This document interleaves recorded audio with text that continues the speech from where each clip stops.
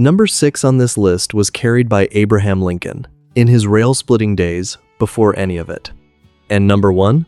Number 1 was given to a small boy by his mother. As a reward for being obedient, that boy grew up to be George Washington, and the knife still sits in a display case in Virginia today. 1955. A boy turns 10 years old. His father hands him a folding knife. He looks him in the eye. He says one thing: "Don't cut toward yourself." That was the whole ceremony. No card, no party, a knife, and a rule. The boy carried it to school the next morning. Nobody blinked. The teacher had one in her desk drawer. Today, that same boy would be expelled, and his father would be questioned. These are 12 pocket knives that lived in American pockets for 200 years, and almost every one of them is forgotten now. Let's count them down. Number 12. The penny knife. This is where all of it begins. Before Case, before Schrade, before any of the names your grandfather knew. They called it the peasant knife. A blade, a handle, a pivot pin. Nothing else. No spring, no bolster, no lock. And it cost exactly 1 penny. That is where the name came from. It came out of Sheffield, England, and it changed everything. For the first time in history, a working man could own a knife. Not a lord, not a soldier, a working man. Every knife on this list is descended from that penny. Number 11. The canoe. Look at it from above. That is the whole story of the name. The handle curves out in the middle and tapers at both ends, exactly like a canoe on the water. 2 blades, a spear point and a small pen blade. It is the prettiest pocket knife America ever made, and it is almost never carried anymore. It was a gentleman's knife, something you laid on a dresser at night, next to the pocket watch. Number 10. The Muskrat. 2 blades, 1 from each end of the handle, and both of them the same. That sounds like a mistake. It was not. A man skinning small game worked until his blade went dull.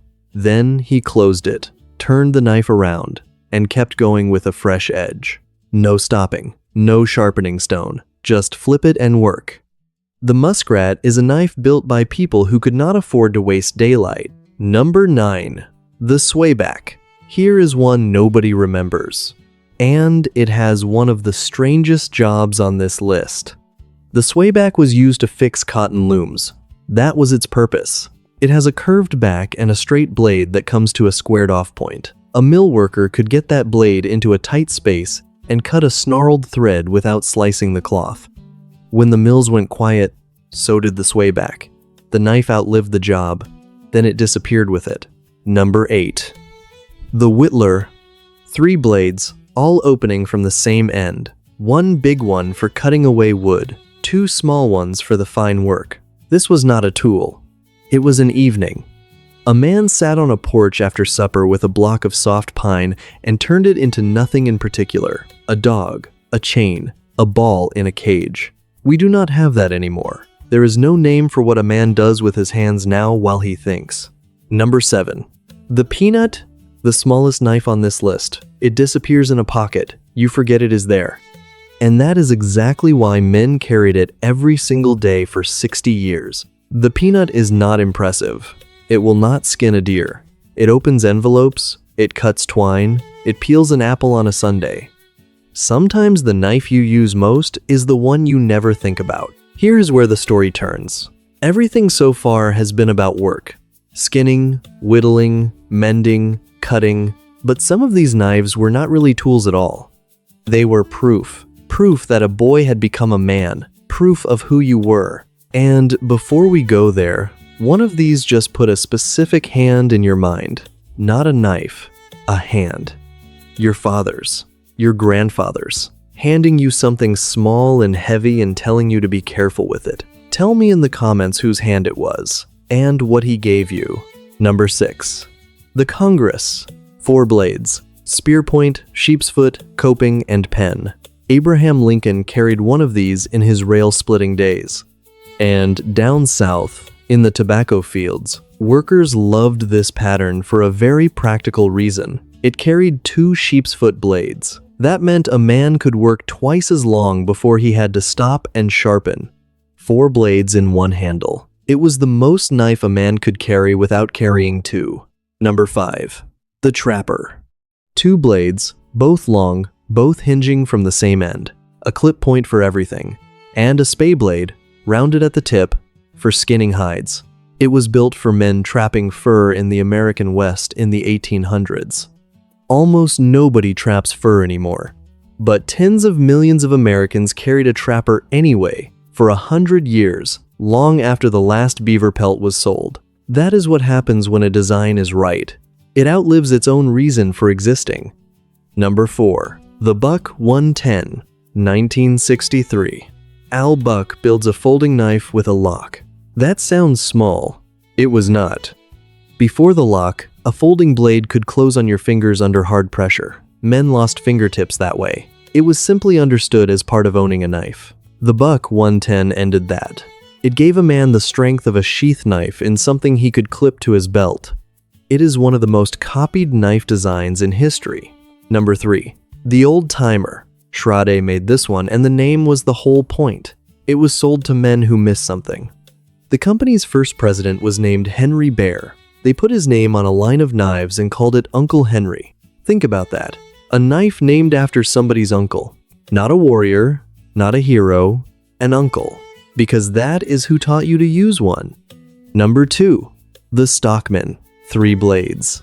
A clip point for general work. A sheep's foot for the hard jobs. And a spay blade, which was used for turning bulls into steers. That is the honest truth of it. This was a livestock knife, and one of its blades had one job on a ranch. By the 1930s and 40s, the Stockman was in everybody's pocket. Ranchers, farmers, bankers who had never touched a cow. If your grandfather handed you a knife, there is a very good chance this was it. And number 1, the Barlow. Long bolster, teardrop handle, 1 or 2 blades, as simple as a pocket knife has ever been. It came from a family named Barlow in Sheffield, England, and it became the most American object that was never American. George Washington's mother gave him one when he was a boy, as a reward for obedience. That knife is on display in Alexandria, Virginia, right now. Mark Twain put the Barlow in Tom Sawyer. He put it in Huckleberry Finn. There was a saying, and men repeated it for 100 years. A boy was not a man until he owned a Barlow. It was the workhorse knife of rural America. It was carried by lawyers and teachers and bookkeepers and farmhands. It was the first knife a boy dreamed about, saved for, and finally held. And it is gone. That is the thing about every knife on this list. None of them broke, none of them stopped working. They were the last thing a man touched at night, and the first thing he reached for in the morning. They opened his mail and cut his rope and whittled his evenings away. Then one day, we decided a man in a pocket with a knife was a problem instead of a citizen. The knives did not change. We did. If your father or grandfather carried one of these, tell me which one in the comments. And if you want more of the things America grew up with, stay with us. There are plenty more where these came from.